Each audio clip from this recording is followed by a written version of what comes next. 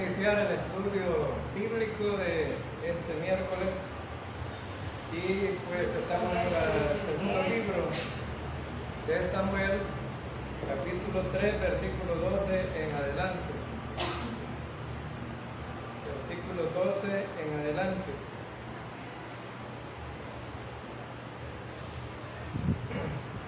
En el estudio anterior estuvimos viendo que Abner busca acercarse a David para hacer un pacto,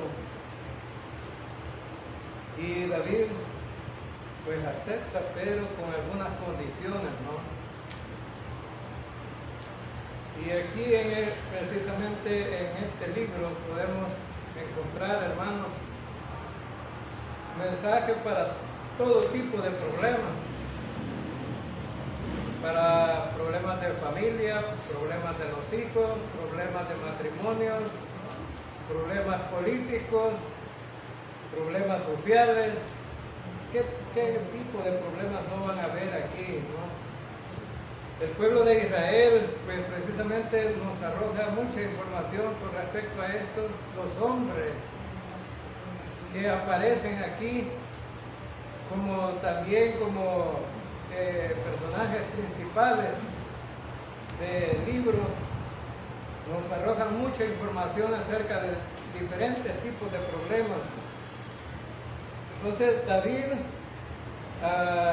estaba reinando en Hebrón, y Hebrón era una ciudad donde pues, nadie podía vengarse de otro. Simplemente la gente que tenía un problema se iba a esa ciudad, nadie le podía hacer nada mientras no le hacían un juicio. Entonces Abner busca hacer un pacto con David, pero durante el proceso del pacto vamos a ver desarrollado una infinidad de problemas. David había estado 7 años reinando en Hebrón. Durante esos 7 años tenía 6 mujeres y 6 hijos. Y lo estudiamos el miércoles pasado, que los hijos solamente le iban a causar problemas, porque tenía David mujeres que no eran la voluntad de Dios. David en la cuestión de andar huyendo iba a agarrar las mujeres, ¿no? Pero vimos también en el estudio anterior que para los reyes estaba prohibido tener muchas mujeres de Israel. En Deuteronomio lo estudiamos, ¿no? No se les permitía tener muchas mujeres, pero David iba acumulando, ¿no?, una lista de mujeres. Y ahora pues vamos a ver la mujer que originalmente era su esposa, ¿verdad? Entonces, los matrimonios de David no habían prosperado para nada. Las mujeres judías, entre más hijos tenían, eran bendecidas según ellas, y también los hombres, entre más familia tenían, eran bendecidos. Por ejemplo, a Jacob, ¿no?, le nacieron las 12 tribus de Israel, ¿verdad? 12 varones. Ahora, entonces, vemos que este tipo de familia para ellos era una bendición. Y aquí vemos el caso de David, solo un hijo tenía las mujeres y hasta ahí llegaba. Y en el desarrollo del libro vamos a ver que pues se dan muchas dificultades. Ahora entonces vimos también que José acusa a Abner de meterse con la concubina de su padre, y para los reyes, las mujeres de los reyes, estaba prohibido que otros las tomaran, porque significaba que tomar una mujer de un rey era como quererse tomar el reinado. Entonces, por eso es que estaba prohibido tomar mujeres de los reyes. Y José acusa a Abner de que le había quitado la mujer a su padre. pero Saúl ya estaba muerto. Más sin embargo, se convirtió en un problema. En el caso de Abner, se enojó por la acusación que le hizo Isboset, y realmente Isboset no tenía fuerza, no tenía poder como rey. Era el rey de Israel, de 10 tribus, pero no tenía poder. Quien tenía el poder ahí era Abner. Entonces Abner le dice enojado: voy a trasladar el reino de Israel a David. Se lo voy a trasladar a él. Es decir, voy a ver cómo hago para que toda esta gente que te sigue a ti, lo siga a él. Enojado, ¿no? Porque le había hecho un reclamo. Entonces, Abner le dice: voy a ayudar a cumplir lo que Dios le había prometido a David. Miren, qué caso, ¿no? Porque hemos visto en los estudios anteriores que este Abner convirtió en rey a Isboset sin consultar a Dios, pero sabía que Dios, quien quería poner como rey, era David, y ahora dice: bueno, hoy sí voy a cumplir la voluntad de Dios. Entonces, hermanos, a veces hay personas que en lugar de seguir la voluntad de Dios, hacen como ellos quieren, y aunque sepan cuál es la verdad de todo, ¿verdad? Y lo vemos a diario en las redes sociales, los predicadores que están haciendo su propia voluntad y no están haciendo la voluntad de Dios. En sus predicaciones está claro. Ahora vemos aquí que Abner dice: Dios le había prometido el reinado a David. Proféticamente estaba establecido que así era, ¿no? Y además de eso, entre el pueblo se había corrido la bulla de que David sería el siguiente rey. Entonces, él dice: voy a pasar el reino a David. Y él estaba haciendo lo correcto aquí en este caso. Pasar el reino a David era correcto. Lo que no era correcto era la forma como lo estaba haciendo. Porque solo porque le reclamaron, ahora se enoja y dice: hoy te lo voy a cambiar el reino, se lo voy a dar a David. Entonces allí más o menos nos hemos quedado con respecto al estudio anterior. Ahora vamos a leer versículo 12 al 16 de 2 Samuel. Entonces envió Abner mensajeros a David de su parte diciendo: ¿de quién es la tierra? Y que le dijesen, haz pacto conmigo, y he aquí que mi mano estará contigo para volver a ti todo Israel. David dijo: bien, haré pacto contigo, mas una cosa te pido: no me vengas a ver si primero traigas a Mical, la hija de Saúl, cuando vengas a verme. Después de esto envió David mensajeros a Isboset, hijo de Saúl, diciendo: restitúyeme mi mujer Mical, la cual desposé conmigo por siempre, puse de filisteos.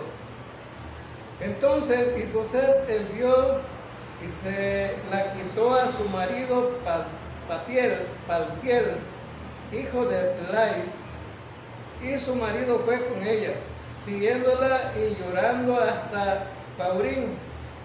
Y le dijo a Abner: anda, vuélvete. Entonces él se volvió. Entonces vemos aquí, hermanos, que en los versículos que hemos leído, quien estaba ofreciendo un pacto era Abner. Dice: bueno, yo quiero hacer pacto contigo. Le mandó razón y le dice: si tú quieres hacer pacto conmigo, yo estoy de acuerdo y estoy con la buena disposición de ayudarte para que consigas tener el reino. Entonces, pero David le dice, estoy de acuerdo, pero antes que vengas a mí, antes que vengas a verme, tráeme a la hija de Saúl, a Mical. Mical, la hija de Saúl, era la mujer de David, ya se había casado con ella. Entonces la verdadera esposa de David era esta. Y entonces vemos aquí en estos versículos que legítimamente David estaba casado con esta mujer y el problema fue que Saúl se la quitó. En uno de los enojos de Saúl se la quitó y se la dio a otro para que se casara con él. A Altiel se la entregó, ¿verdad? Ahora entonces vemos que el caso es que David estaba poniendo esta condición. Pero inmediatamente le dice eso también a los enviados de Abner, manda una razón David a el hijo de Saúl, a Isbosét. Le dice, mándame a tu hermana Mical, porque es mi verdadera esposa. Y ella estaba casada conmigo. Y yo me casé con ella porque tuve que entregar 100 prepucios de los filisteos. Es decir, esa fue la condición que le puso Saúl. Bueno, les voy a explicar un tanto cómo es este caso, ¿no? David fue a dejar un almuerzo a sus hermanos cuando estaba peleando el ejército de Israel contra los filisteos y apareció Goliat. Y todos le tenían miedo. Viene, dice Saúl, el que mate a este hombre, yo le voy a dar una de mis hijas y le voy a dar mucho dinero. Entonces David dice, bueno, yo voy a pelear contra este. Y David venció a Goliat, pero Saúl nunca le daba a la hija. Se la había ganado, pero nunca le daba a la hija. Y el día Saúl, bueno, le dijeron a Saúl, bueno, tu hija, la primera hija tuya se quiere casar, entonces se la voy a dar. No, pero le pertenece a David, le dijeron. Se la iba a dar a un soldado. No, pero le pertenece a David porque se la ganó en la batalla. No, dijo Saúl, se la voy a dar a este y a la otra hija se la voy a dar a David. Por eso fue que Mical llegó y se casó con David, no porque Mical no era la hija. Pero David amaba mucho a esta mujer, ¿no? Y bueno, cuando el rey le dice a David, te voy a dar a mi hija Mical para que te cases, David dice, no me puedo casar con ella porque no tengo un dote para poder pagar el precio de la mujer, porque las mujeres judías tenían que comprarla. ¿Sí? Y ahora, ¿cómo están los casamientos de hoy, hermano? ¿Quién es el que pone el pisto? ¿Quién pone el pisto hoy para casar? Y ahora ni invitan a nadie, ¿verdad? Cuando de repente aparece la día, estoy casado. Y si acaso le invitan a los padres, es un milagro. Ahora, desde que los hijos ya tienen mayoría de edad, no es como antes, que consultaban a toda la familia, ¿no? Que estaban de acuerdo que se casaran. Pero ahora entonces David dice, no me puedo casar porque no tengo nada. Entonces Saúl le dice, ve, pues como no tienes dinero, ni cabras, ni camellos que dar, ve y va a matar a 100 filisteos y me trae los 100 prepucios. Y David fue con los soldados que andaban con él y los trajo. Y de esa manera fue que se casó con Mical. Entonces, ese es el caso. Entonces, por eso David dice, bueno, me pertenece, ¿por qué no la voy a reclamar? ¿Sí? Ahora, hermano, ¿reclamaría usted su mujer si ya se estaba casada con otro? En este tiempo, ¿creen ustedes que la van a reclamar? A la mujer suya, y se la vieron a otro y se casó con otro, la reclamaría. Ahora entonces vemos aquí que David le envía a decir al hermano, mándalo. Por eso dice ahí en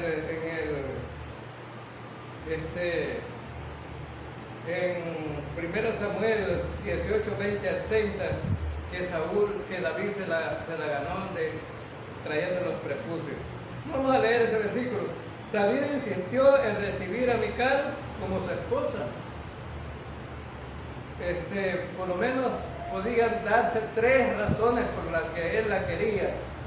3 razones. Uno, porque a lo mejor la amaba, ¿no? Que debe de ser la razón principal. Si ama a una mujer, entonces, ¿y por qué no vas a, y si es tu esposa, ¿y por qué no vas a querer tener a tu esposa si la ama? ¿Verdad? Si la ama. Segunda razón, David quería mostrar, a lo mejor, que no tenía ningún, o que no guardaba rencor contra la familia de Saúl. Y esto le iba a ayudar políticamente, porque si el pueblo de Israel veía que David estaba mandando traer a la hija de Saúl, dice, y la aceptaba como mujer, pese a que ya se había casado con otro, entonces políticamente el pueblo iba a decir, bueno, entonces estamos bien, porque David acepta a su mujer, nos va a aceptar igual a nosotros, y nosotros lo vamos a aceptar a él como rey. Entonces, vemos aquí, hermanos, que fue pues un poco de novela, ¿no? O de película. Cómo Mical es traída otra vez a David. ¿Y por qué digo eso? Porque, miren, Isboset se la manda a quitar. Se la manda a quitar. ¿Y qué pasó con el marido, con el otro marido? Venía llorando detrás de la mujer, la quería, ¿no? Venía llorando. Me quitaron la mujer, y lloraba. Venía detrás. Mejor los soldados traían a la hermana de Isboset, ¿no? A Mical, la traían, y cuando llegó al límite, las fronteras entre Israel y Judá, le dijo a Abner, devuélvete. Ya la mujer ya no estuvo. Es de David, devuélvete. Y eso es lo que vemos ahí, ¿no? En el versículo 16. Abner le dijo al marido, y le dijo, anda, vuélvete. Entonces, él se volvió. Eso es lo que encontramos ahí en ese versículo 16. Vuélvete. Entonces, él se volvió. ¿Cómo sería la vida de este hombre después? No sabemos, pero pues el hecho de que venía llorando detrás es porque le dolía que se la quitaran, ¿no? Ahora, veamos el versículo 17 al 19. Y habló Abner con los ancianos de Israel diciendo, hace ya tiempo procurabais que David fuese rey sobre vosotros. Abner les está diciendo, ustedes procuraban que David fuera rey de ustedes.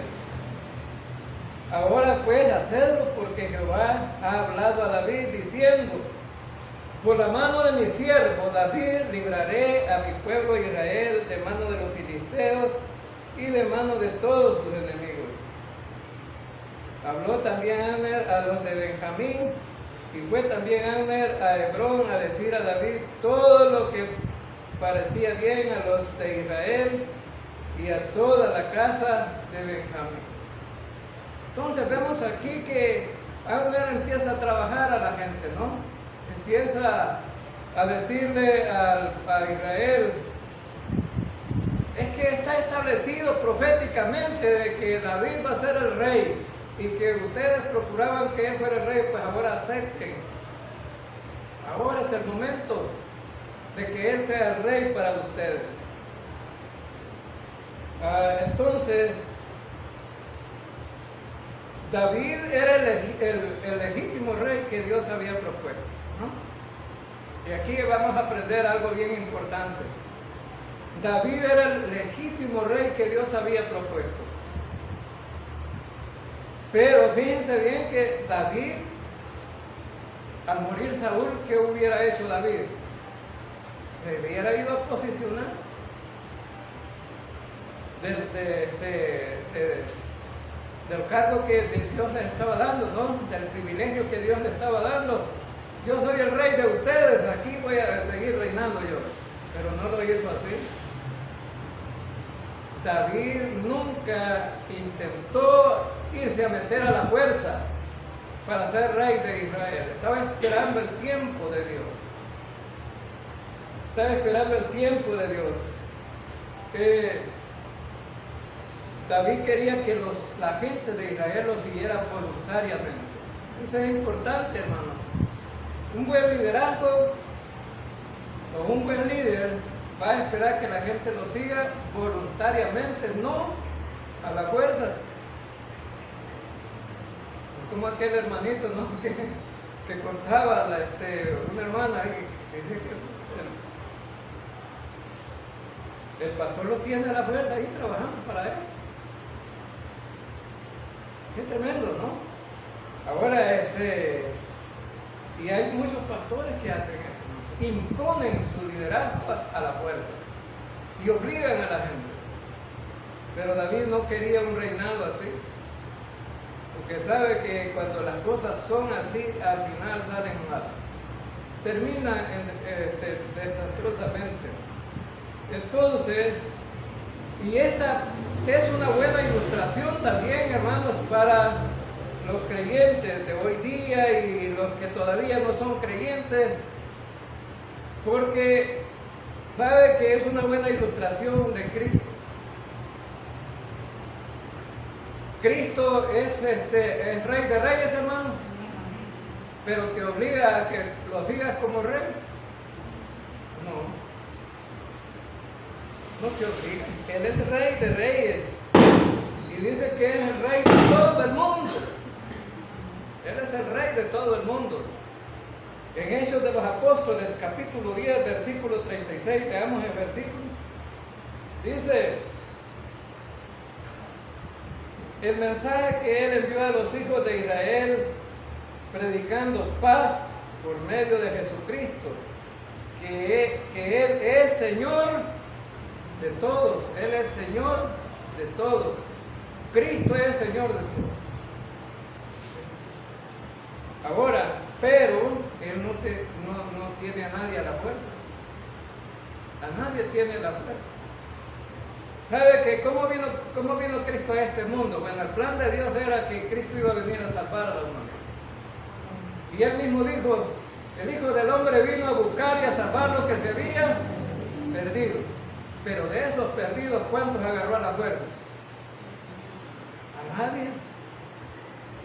A nadie. Cristo gobierna sobre los creyentes porque los creyentes decidieron seguirle a Él. Y lo siguen voluntariamente. Habrán creyentes que son desobedientes, pero Cristo, si no lo quieres seguir voluntariamente, no te va a obligar. Pero qué maravilloso, hermanos, el saber que Cristo vino a este mundo a salvar al pecador. Porque el hecho de salvarte es la máxima expresión de gratitud que debemos de tener los creyentes. Fuimos salvos por alguien que era inocente, no tenía pecado.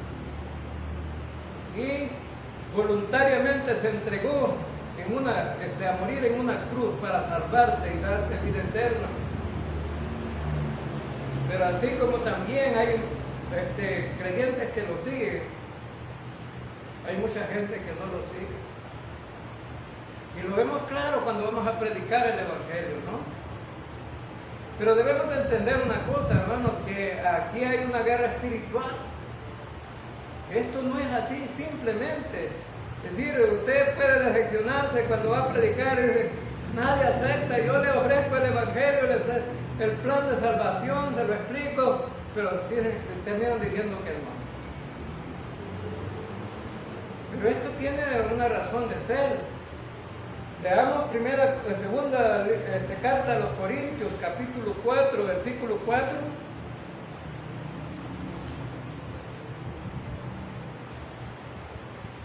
Segunda carta a los Corintios 4:4 dice, en los cuales el Dios de este mundo ha cegado el entendimiento de los incrédulos, para que no vean el resplandor del Evangelio de la gloria de Cristo, que es la imagen de Dios.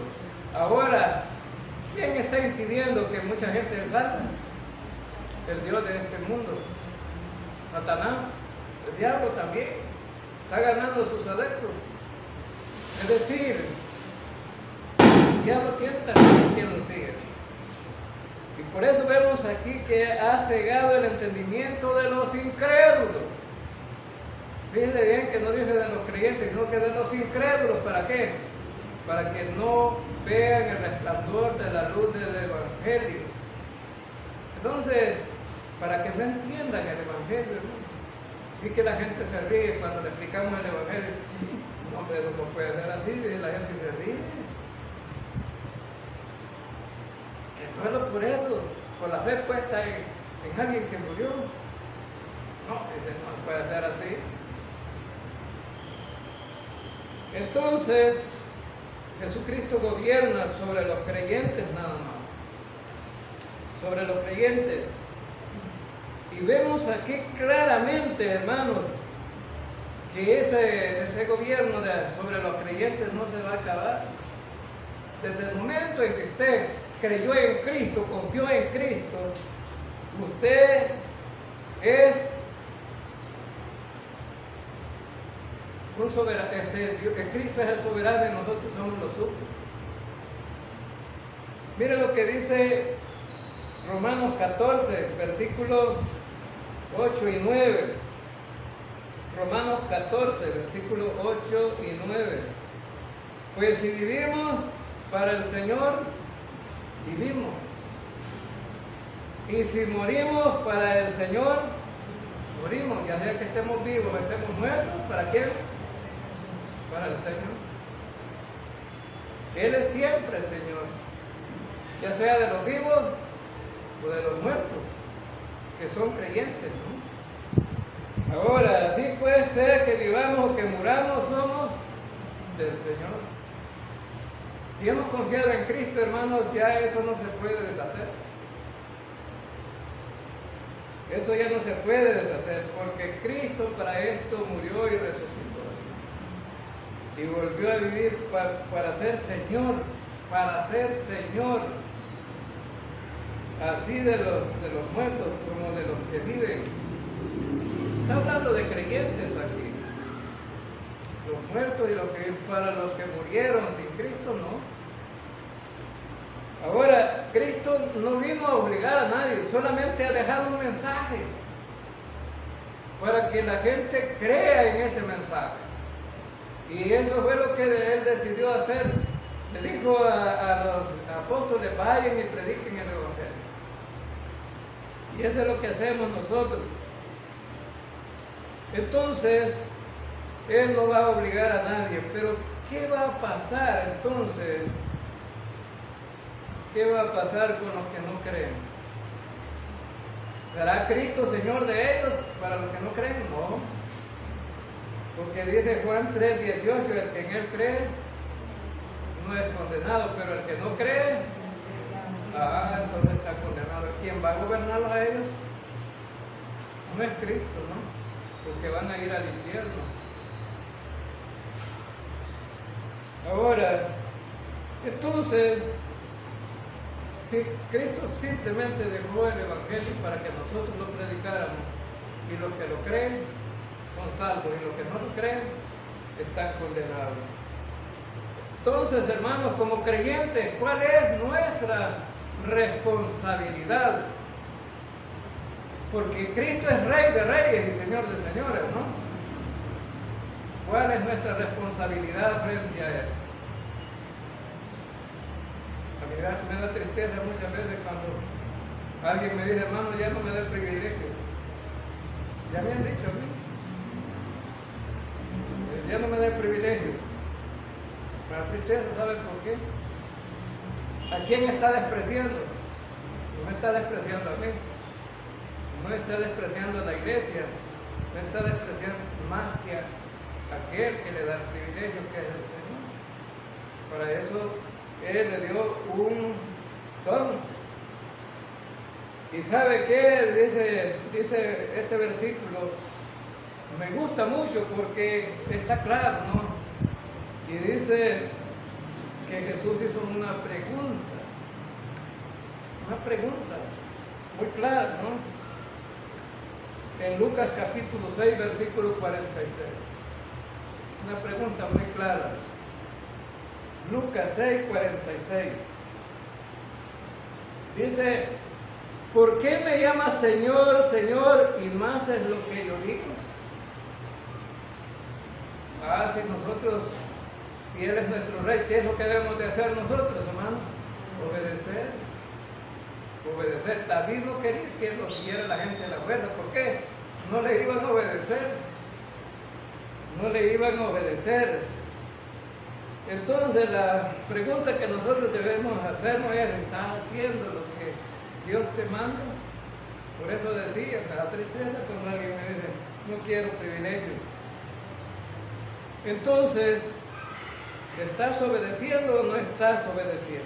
Versículo 18 del 2 Samuel. Ahora pues, hacedlo, porque Jehová ha hablado a David diciendo, por la mano de mi siervo David libraré a mi pueblo Israel de mano de los filisteos y de mano de todos sus enemigos. Abner le dice a Israel, ahora pues hacedlo, es el tiempo, es el tiempo, es el tiempo. ¿Sabe que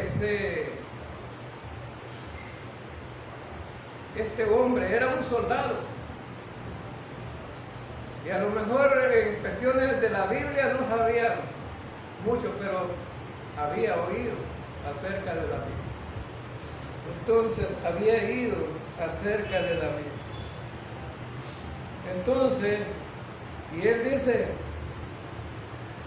que ahora es el tiempo. Es el tiempo, es el momento. Dios le dijo a David que él iba a ser el rey. Y si él va a ser el rey, ahora es el tiempo de que ustedes lo acepten como rey. Pero sabe que la mayoría en Israel no tenían ese entusiasmo, esa alegría, porque iban a tener rey a David. No tenían ese entusiasmo, porque vamos a seguir estudiando de aquí para allá, que para que llegara al reinado David costó, no fue así nomás. Estamos estudiando aquí que le ofrecen al reinado a David, pero no crean que fue así de la noche a la mañana. Entonces, la mayoría en Israel no estaban entusiasmados. Él tiene que convencer a esa gente. Entonces, y Abner dice en el versículo 19 que también se aseguró de que lo supieran los de Benjamín, la otra tribu, ¿no? Otra tribu. Ahora, entonces, vemos aquí en el versículo 20 al 21 que David recibe a Abner.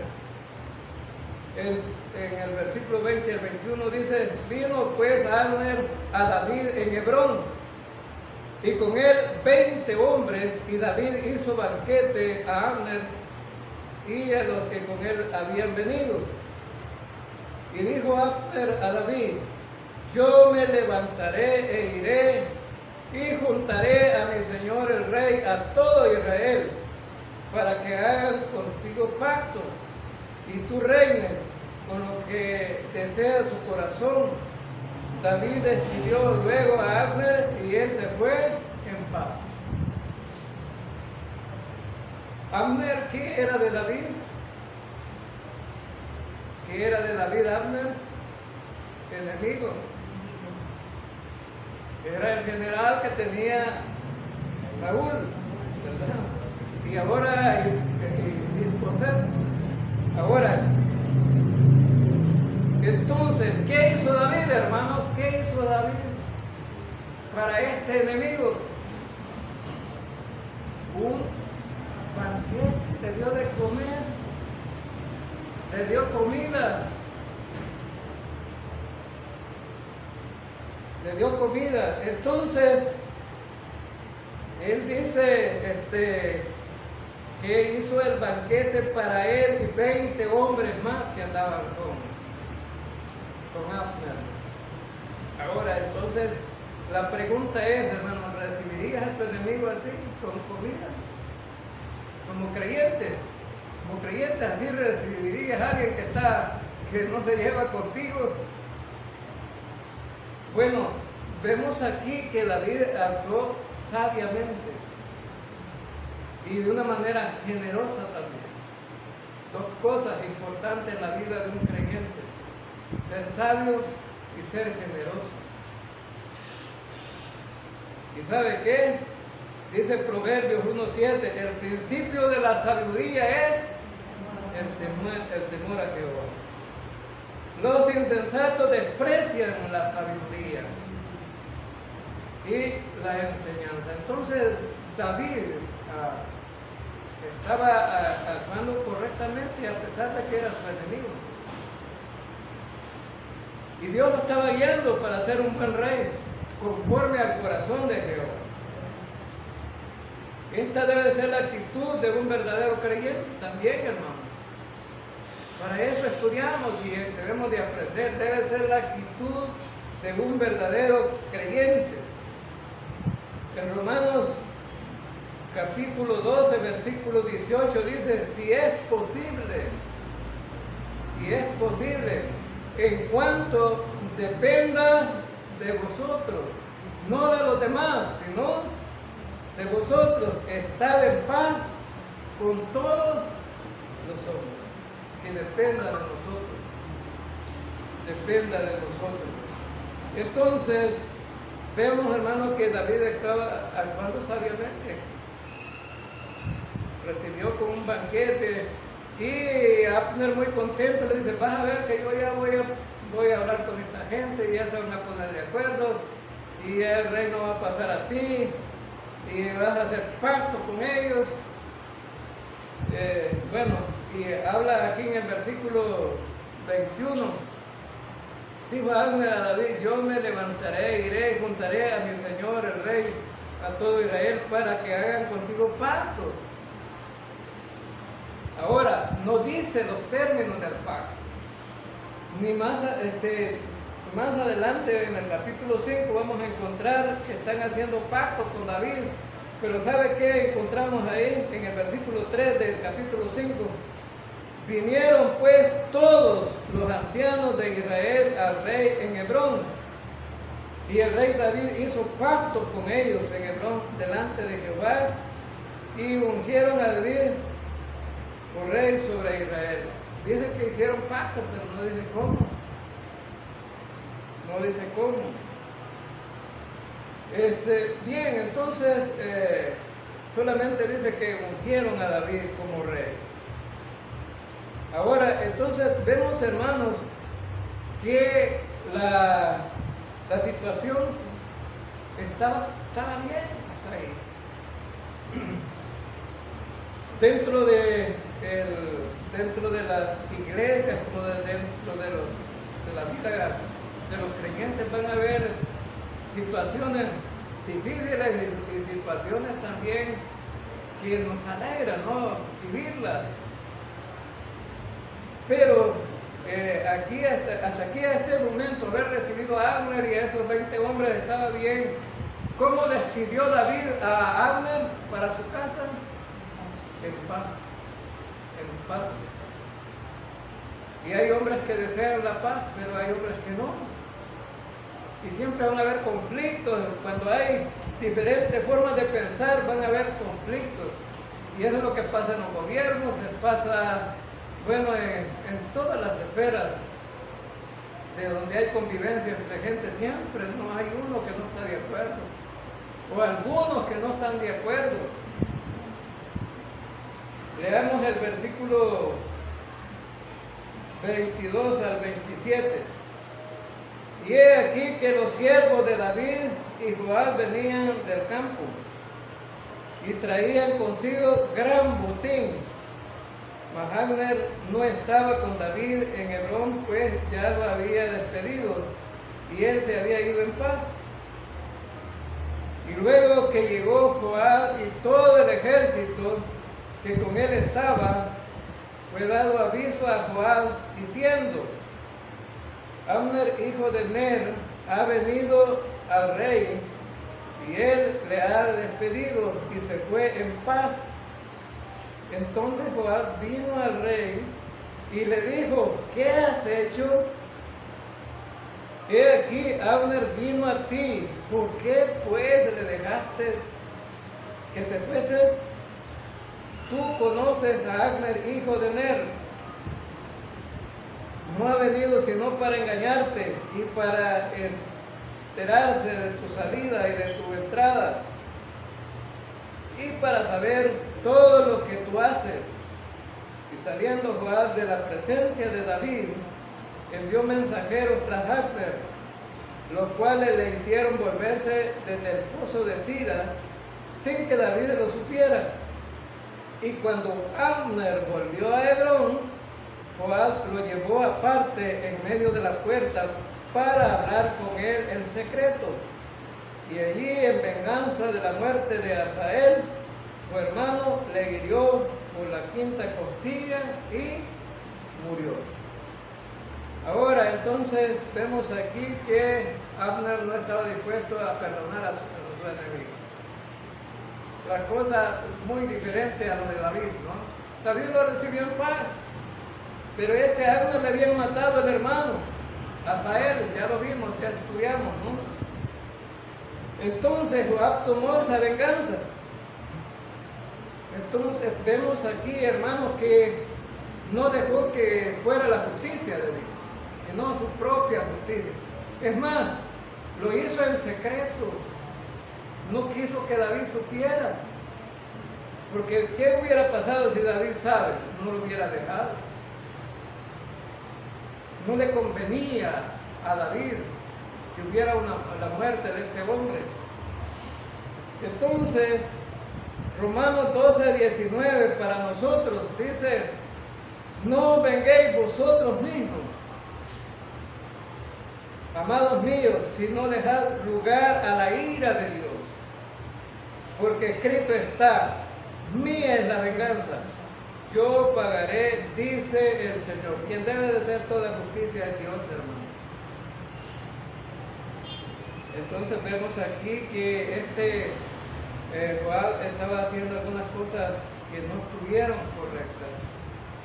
Bueno, usted podría decir, pero le habían matado al hermano, sí, pero ya vamos a ver qué cosas no estaban correctas. Primero, lo hizo sin el consentimiento del gobernante. Y la muerte de este hombre, ¿a quién se la iban a echar? Israel, ¿a quién se la iba a echar la muerte de este hombre? ¿A Joab o a David? A David, era el gobernante. ¿Sí? A David era el gobernante. Entonces, vemos también otras cosas que no estaban bien. No podía haberlo matado ahí, porque ¿dónde estaba Joab? ¿Y dónde estaba Abner? Estaba en Hebrón, y Hebrón era una ciudad donde nadie le podía hacer daño a otro. Sí, en Israel recuerden que cuando repartieron dijeron, vamos a dar unas ciudades que van a ser para ciudades para proteger a aquellos que han hecho algún caso y no se han defendido todavía, no los han defendido o no se ha hecho juicio sobre ellos. Joab hizo mal porque estaba dentro de una casa de una ciudad donde no podía hacer eso. Estaba protegido. Entonces allí estaba prohibida la venganza. Le llaman la ciudad de refugio, ¿no? La ciudad de refugio.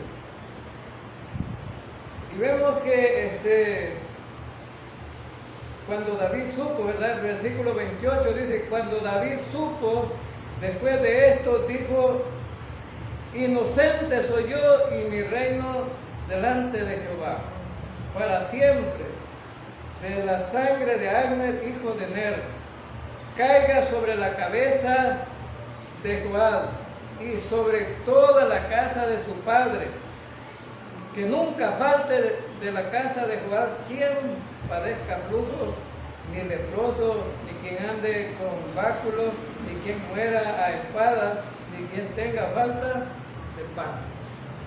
David dio una maldición contra este hombre, porque había hecho cosas que no estaban correctas. Dijo David, no, yo soy inocente de la sangre de este hombre. Y la maldición estaba dura, hermano. Mire, allí van a ver gente, las mujeres con flujo de sangre, la gente con lepra, también que ande con báculos y que muera de espada. Todo era sobre juicio, ¿no? Era un juicio que iba a venir sobre él. David dijo que los descendientes de Joab serían impuros, enfermos, como castigo, ¿no? Como castigo. Entonces, vemos aquí que habían algunas razones por qué David dijo esto.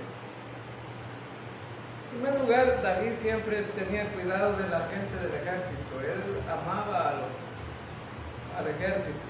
Este era un buen hombre que le iba a servir a él. Pero ¿sabe qué pensaba Joab? Este me va a quitar el puesto a mí. Y hay casos de que uno que vaya a suplir el puesto de otro caiga mal, ¿sí? Ahora, entonces, David quería estar seguro aquí que el pueblo de Israel no pensara que él tenía la culpa también. Por eso hizo esta maldición. Ahora entonces vemos este tipo de situaciones, en este caso de David, y se le iba a alargar el que pudiera llegar al reino, porque quien le iba a ayudar con el pueblo de Israel había muerto. ¿Qué pensarías tú, hermano? ¿Qué harías tú si tú mataste a alguien y te llevaran al entierro y guardas luto por él, por tu enemigo? ¿Qué harías? Y David va a obligar a este soldado a hacer eso, ¿no? Lo va a obligar, ¿por qué? Para que el pueblo de Israel se dé cuenta que no es David el que está el problema. Ahora entonces, vamos a llegar hasta aquí. Vamos a continuar en los siguientes versículos el próximo miércoles. Señor Dios Todopoderoso,